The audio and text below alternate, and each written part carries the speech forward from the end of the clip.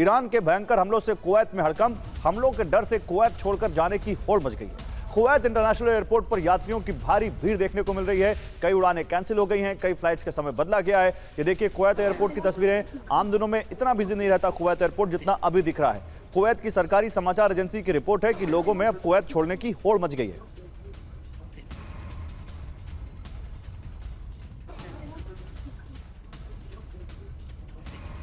और इसका कारण भी मैं आपको बताता हूं कि कुवैत लोग क्यों छोड़ रहे हैं, क्योंकि अगली खबर उसी से जुड़ी हुई है। कुवैत में ईरान ने जबरदस्त हमला किया है। कुवैत के 2 मिलिट्री बेस पर विध्वंसक ड्रोन दागे हैं ईरान ने।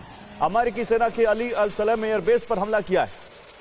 तो कुवैत में लगातार ईरान इस दूसरी वेव में ज्यादा ही अटैक कर रहा है।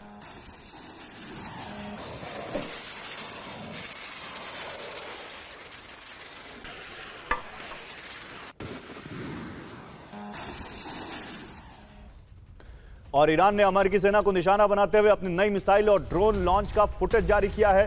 बहरीन, जॉर्डन और कुवैत में अमेरिकी ठिकानों पर हमले किए गए। कुवैत के डिसैलिनेशन प्लांट यानी पानी साफ करने के प्लांट को भी निशाना बनाया गया है।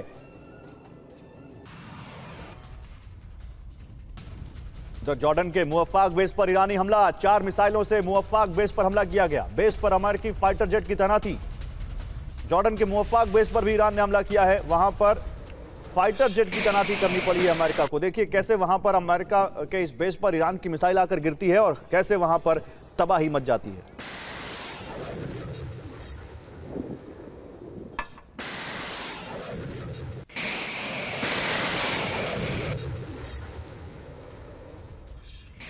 और खाड़ी के देशों को ईरान की फाइनल वार्निंग। खाड़ी में अमेरिका नहीं दे सकता सुरक्षा, ये ईरान ने वार्निंग दी है।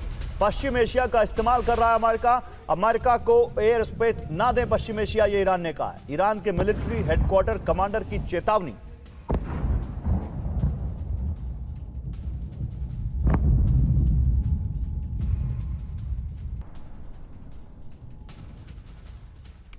तो जहां अमेरिकी बेस वहां ईरान करेगा हमला। अरब के देशों को IRGC की विध्वंसक वार्निंग। अमेरिकी हमलों का मुंह तोड़ जवाब मिलेगा, यह कहा IRGC ने। पहले से ज्यादा मजबूत हो चुका है ईरान। ईरान की कुछ न्यूज एजेंसी का दावा, यानी ईरान की तरफ से कहा जा रहा है कि ये जो बीच में एक सीज फायर, हालांकि सीज फायर के दौरान भी बहुत कुछ होता रहा, जो हुआ उसमें ईरान ने खुद को मजबूत किया है। और इसीलिए वो कह रहे हैं कि अब पहले से ज्यादा हम बदला यहां पर वार करेंगे, बदला लेंगे, या पहले से ज्यादा हम इंटेंस अटैक करेंगे। तो चलिए अब आपको एक बार बताते हैं कि आखिर ईरान की जो बारूदी वर्षा हो रही है उसमें कहां कहां हमले किए जा रहे हैं। पहला तो जॉर्डन हमने आपको बताया, दूसरा कुवैत। जॉर्डन में कहां? मुअफ्फाक अल साल्टी एयरबेस, कुवैत में आरिफजान अली अल सालेम बेस। इन 2 जगहों पर ज्यादा हमले किए हैं ईरान ने। दोनों जगहों पर अमेरिका के बेसेस हैं। तो जनरल अस्थाना, ये तो हम सबको मालूम है कि वेस्ट एशिया में जिस देश में अमेरिका के बेसेस हैं वहां पर अटैक होके रहेगा ईरान का। लेकिन कोई इसकी एनालॉजी है कि कुवैत और जॉर्डन में ये दूसरी वेव में ज्यादा हमले क्यों हो रहे हैं? पहली वेव में हमने दुबई और कतर देखे थे, इनफैक्ट सऊदी अरब तक देखा था। इस बार उधर उतना नहीं है। देखिए, जॉर्डन में तो सरप्राइज एलिमेंट है। अगर मिलिट्री के तौर पे आप सोचें, पहले जॉर्डन के ऊपर हमला नहीं हुआ था तो जॉर्डन थोड़ा आराम से बैठा हुआ था। तो उन्हें लगा कि शायद जो सोल्जियर जॉर्डन के बेस, मिलिट्री बेस में हैं, अमेरिकी सोल्जियर, वो थोड़े शायद उतने ज़्यादा तैयार नहीं होंगे। कुवैत का कारण क्या है कि कुवैत की जो ज्योग्राफिकल लोकेशन है वो ईरान से ऐसी है कि ईरान वहाँ पर शायद ग्राउंड ऑपरेशन लॉन्च कर सकता है। आपको याद होगा जो 6 लाख सोल्जियर हैं ईरान के, उसमें भी कोई खास कैजुअलिटीज नहीं हुई हैं। और स्पेशल ऑपरेशन ये लोग लॉन्च कर सकते हैं कि कुछ प्रिजनर ऑफ वॉर पकड़ने के लिए, क्योंकि अगर इन्हें कुछ प्रिजनर ऑफ वॉर मिल जाते हैं अमेरिका के, तो अमेरिका के लिए काफी मुश्किल हो जाएगा अपनी साख बचाना। क्योंकि अभी तक प्रेसिडेंट ट्रंप को लग रहा है कि शायद जो मिड टर्म इलेक्शन है उसमें मैं थोड़ा सा झूठ बोल के निकल जाऊंगा, ये बोल के कि देखो भाई, मैंने ईरान को अगले 50 साल के लिए बर्बाद कर दिया है और ये मेरा बहुत बड़ा अचीवमेंट है।